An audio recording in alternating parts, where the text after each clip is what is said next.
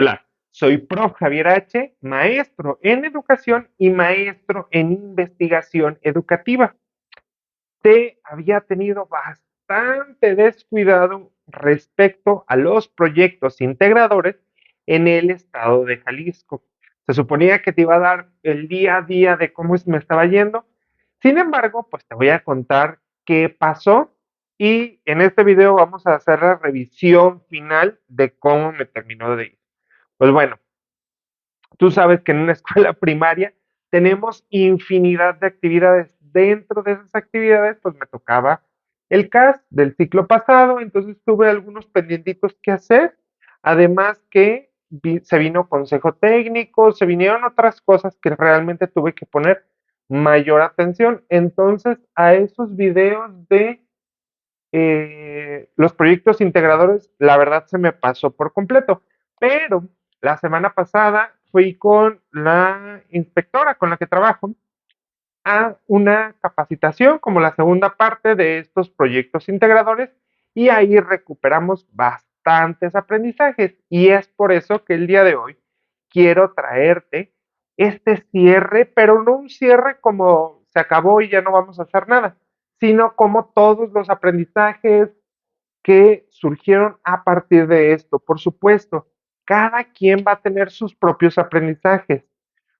Y estoy hablando de mí como docente, de el aprendizaje en la práctica que tuve, no tanto los aprendizajes que tuvieron los estudiantes, porque esos fueron diferentes y muy variados de acuerdo a cada uno de ellos. Y bueno, vamos empezando por dificultades que estuve teniendo en la implementación de los proyectos integradores del estado de Jalisco. Y uno de los principales retos, porque no fue, sí es dificultad, pero es reto, es que ellos nos proponen ciertas evaluaciones y ciertas actividades y no empatan completamente con la manera en la que yo llevo las clases.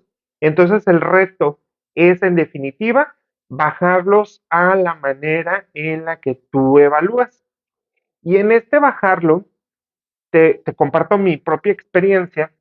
Pues vamos a ir de reto, los retos y el aprendizaje que obtuvimos.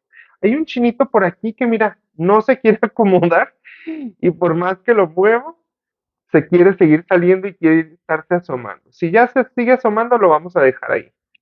Bueno, esto de acomodarlos y acoplarlos hacia la manera en la que yo doy clases, hacia la manera en la que yo llevo los contenidos, pues aquí fue un reto muy grande. En esta primera ocasión sí lo quise implementar lo más parecido posible. Yo ya lo había implementado en pandemia y en pandemia para mí se me hizo algo que no se podía llevar. ¿Por qué? Por el trabajo a distancia y todo esto. Si bien ahora en presencial se me hizo más fácil llevarlo con los estudiantes, hacer las adecuaciones que se necesitaban, de todos modos siguió siendo para mí un gran reto de llevar a cabo. ¿Por qué? Porque yo me sentía frustrado por no poder ir a la par de cómo se tenía que estar haciendo y entonces terminé haciendo mis adecuaciones, pero eso me hacía sentir como que no lo estaba llevando bien. Ahora, de repente, y aquí viene el aprendizaje, y lo platicaba con mi supervisora, de repente es más fácil hacerlo desde cero y mm, hacerlo de acuerdo a lo que necesita mi grupo y lo que yo necesito, por supuesto, sabiendo cómo se organiza un proyecto, que eso sí lo sé hacer, que empezar a moverle, adecuarlo, cambiarlo. Hay veces que es mejor hacer este traje a la medida desde cero yo mismo y hay veces que sí, a lo mejor haciendo algunas adecuaciones podemos hacerlo para que funcione nuestro grupo. Pues esta es una de las primeras reflexiones que tuve. La segunda es que si bien, por ejemplo, a mí me encanta el trabajo por proyectos, yo siempre lo he llevado como muy de la mano con el libro. Y el libro no como mi guía para el proyecto, sino como si fuera un cuaderno de ejercicios de apoyo para lo que estamos viendo para el proyecto. Y entonces ahí nuestro libro ya cobra un sentido pues relevante. Además, es un material que ahí tenemos y que se me hace no absurdo, pero sí, pues como para desperdiciarlo y decir, bueno, no vamos a trabajar con el libro y solo proyectos. Entonces, a mí, la verdad, en lo personal, me gusta que mi proyecto se retroalimente con actividades del libro. ¿Por qué? Porque es algo que está ahí, que los niños manipulan, que los niños pueden ver, pueden practicar. Y entonces las prácticas en el libro, luego nos las llevamos al proyecto de lo que ya practicaron, pues empezarlo a poner en acción en su proyecto. Y entonces tenemos el conocimiento, lo empezamos a practicar y luego lo llevamos a la acción en nuestro proyecto integrador. Y entonces, a mi parecer, los libros tienen que seguir siendo una parte fundamental, por supuesto. Y vamos haciendo estos grandes paréntesis. Los proyectos, a diferencia de lo que te haya dicho tu director o supervisor, desde el estado de Jalisco, es decir, Secretaría de Educación Jalisco, te tienen como una propuesta de trabajo. Y escucha bien aquí, propuesta de trabajo, porque sí sé que algunos directivos y supervisores lo pusieron como si fuera una imposición. Se tiene que hacer sí o sí y de esta manera. No hay ninguna otra manera. No, es una propuesta de trabajo como una manera de irnos familiarizando con lo que viene en la cuestión federal. Sabemos que estos son maneras de trabajo que nos está proponiendo el estado de Jalisco, pero de federal, con el nuevo modelo educativo, sí se viene un cambio hacia una propuesta igual por proyectos, en donde ya no se vea tan segregada la información, sino que se vea más compacta. De hecho, te estoy leyendo ahorita el documento del Plan de Estudios 2022 y estoy leyendo este apartado de los campos formativos, cómo se componen, por qué campos formativos, y estoy leyendo cada uno de estos. Te voy a dejar, no hoy, pero en estos días te dejo el videíto aquí arriba, te voy a poner la etiqueta, este, para que lo puedas ver. Si estás viendo el video, pues hoy es miércoles 7, me parece, de diciembre, en la noche, probablemente todavía no te aparezca la etiqueta, pero si lo estás viendo ya jueves o viernes, lo más probable es que ya aparezca esa etiqueta. Bueno, pues entonces, como propuesta, se me confundió un poquito lo que estaba diciendo. Como propuesta, pues era interesante y por eso yo lo hice aplicarlo tal cual como venía para ver qué tanto se adaptaba a mi estilo de trabajo. Lo que yo descubrí es que no. Entonces, para mí lo más funcional es volver a hacer los proyectos desde cero. ¿Y cómo los vamos a hacer los proyectos desde cero? Bueno, para mí me funciona. Hay que adoptar modalidades, metodologías de trabajo por proyectos. En el CTE pasado, que fue el de noviembre, se nos hicieron algunas menciones de algunas metodologías. Te dejo aquí el video, tengo la revisión del documento de todas esas, de las 4 metodologías, y hay cierto análisis o cierta visión hacia esas metodologías y no es exactamente así, en donde cada una de las metodologías tiene mayor énfasis en ciertos campos formativos y más bien tiene que ver por la naturaleza de la metodología que porque así lo diga la Secretaría de Educación Pública. No, la naturaleza de la metodología tendrá en unos mayor acentuación en el lenguaje, en las ciencias exactas, en las ciencias sociales, en las problemáticas sociales, etcétera, etcétera. Entonces, pues conociendo estas metodologías, sí lo podemos bajar más hacia nuestras realidades educativas, que vendría siendo lo que nos van a pedir el próximo año. Otro reto que yo vi, y ese en general creo que es un reto que tenemos a nivel, no sé si Jalisco o a nivel México, que es los conocimientos en cuanto a pedagogía y enfoques pedagógicos, es más bien enfoques pedagógicos y didácticos de algunas materias. Se vio bastante a través de los proyectos que tenemos ciertas confusiones sobre los enfoques pedagógicos. Y si te preguntas qué es un enfoque pedagógico, pues es la manera en la que se tiene que llevar la materia, o sea, la didáctica de la materia, para que se aprenda con esa visión que se tiene del filosófica de la materia. Y entonces el desconocimiento de estos enfoques pedagógicos nos hacen cometer algunos errores en didáctica que terminan repercutiendo en los aprendizajes de los estudiantes. Yo sé que suena como trabalenguas, yo sé que suena así como muy enredoso, pero ahí te va.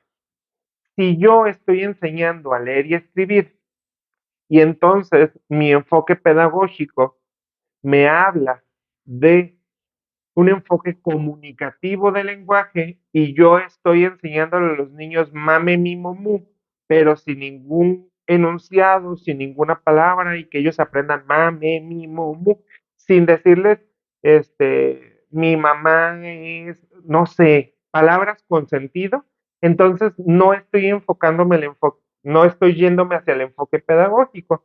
Y entonces, los ejercicios, los niños a lo mejor van a aprender mame, mi, mu, pero a la hora de leer, yo voy a decir, pero ¿por qué no leen si ya se saben mame, mi, momo? Y es un ejemplo muy burdo y muy básico, pero va más o menos ahí, a diferencia que si le enseño mame, mi, momo, pero en un contexto real, en donde pueda comunicarse con esos, y entonces ya voy yendo hacia el enfoque pedagógico y cambia la manera en la que aprende el niño y cómo construir el conocimiento. Espero ser claro porque si es un tema un poquito difícil. Y bueno, ¿qué pasó? Pues que muchos docentes nos dimos cuenta de que tenemos algunas lagunas en estos enfoques pedagógicos. Y no es que no sepamos, y tampoco es que no los conozcamos. Por supuesto que los conocemos y por supuesto que los llevamos más o menos a cabo, pero en este más o menos a veces nos perdemos de partecitas y esas partecitas que nos estamos perdiendo causan un impacto en el aprendizaje de nuestros estudiantes. Recuerda que la educación es un proceso y como proceso no hay un todo bien y todo mal, sino hay fluctuaciones. Habrá cosas, por ejemplo, yo soy muy bueno en matemáticas y español, pero en algunas cosas de matemáticas y español seré mejor y en otras no tanto. Entonces, es importante seguirnos capacitando como docentes y capacitarnos no en lo que nos dice precisamente la Secretaría. Yo sé que aquí hay una cuestión, y lo digo abiertamente, una cuestión por dos lados.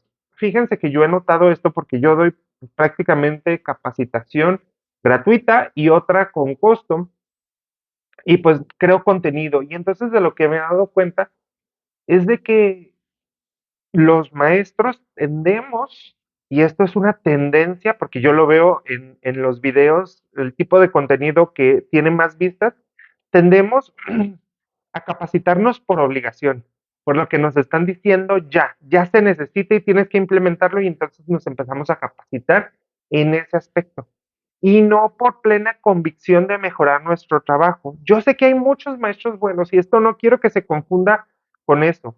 Son muchísimos maestros buenos y también yo soy maestro y conozco que estamos saturados de trabajo y por eso no nos capacitamos en otras cosas que no nos están exigiendo.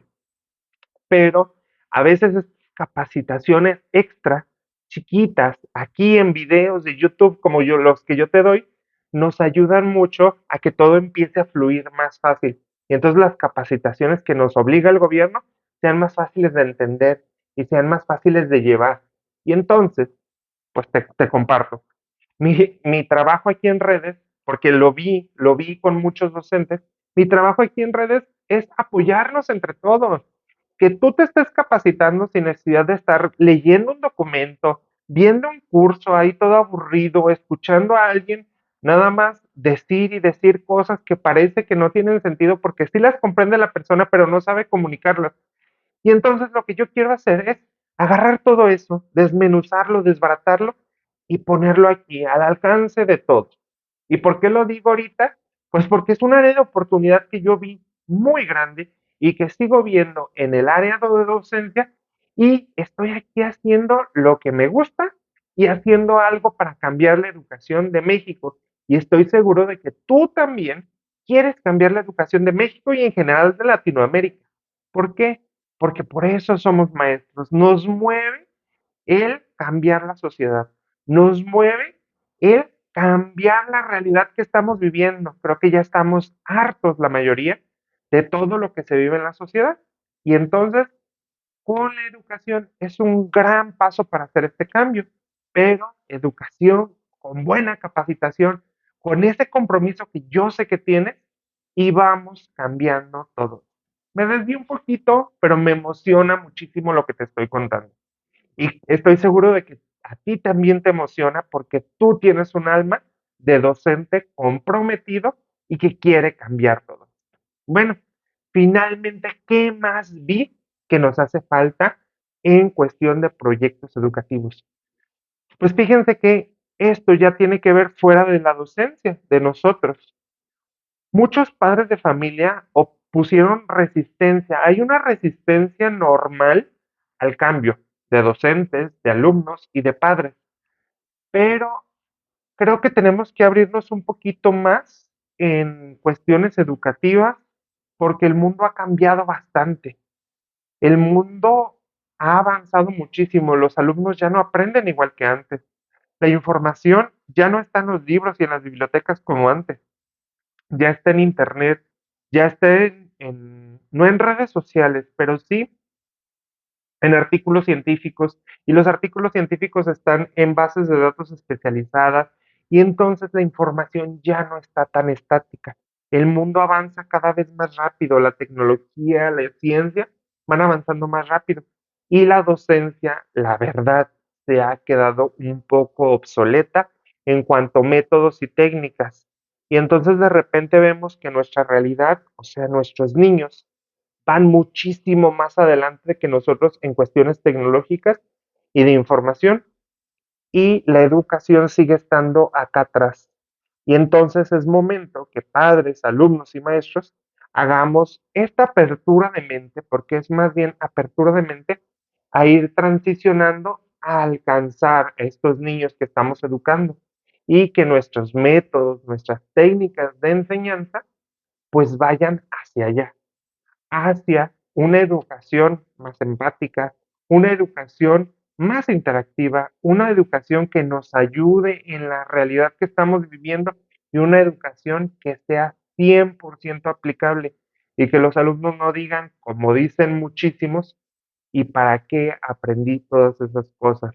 Porque nunca hicieron esa conexión entre para qué sirve la tabla del 5 y la realidad. Entonces, estoy seguro de que tú eres uno de esos maestros comprometidos. Si eres padre de familia, también sé que eres un padre comprometido, porque el simplemente hecho de estar aquí es el cambio. Pero ayúdame a cambiar todo esto con la difusión de mis videos y compartiendo ese espíritu de maestro, ese espíritu de compromiso que tú también tienes. Recuerda, cuando trabajamos en comunidad, todos aprendemos. Espero haya sido de bastante ayuda este video y pues queda como un cierre, pero no un cierre de se acabaron los proyectos integradores, como un cierre de nos vemos en un mes más o menos y te cuento qué tal. En un mes no, porque va a ser enero y tenemos capacitación en un montón de cosas. Más bien a finales de enero o febrero y te cuento qué tal me fue con el proyecto que yo estoy implementando y que yo estoy haciendo desde mi propia experiencia y desde las necesidades mías como docente y de mis estudiantes. Entonces, nos vemos pronto en esta lista de reproducción de proyectos integradores y pues hasta luego.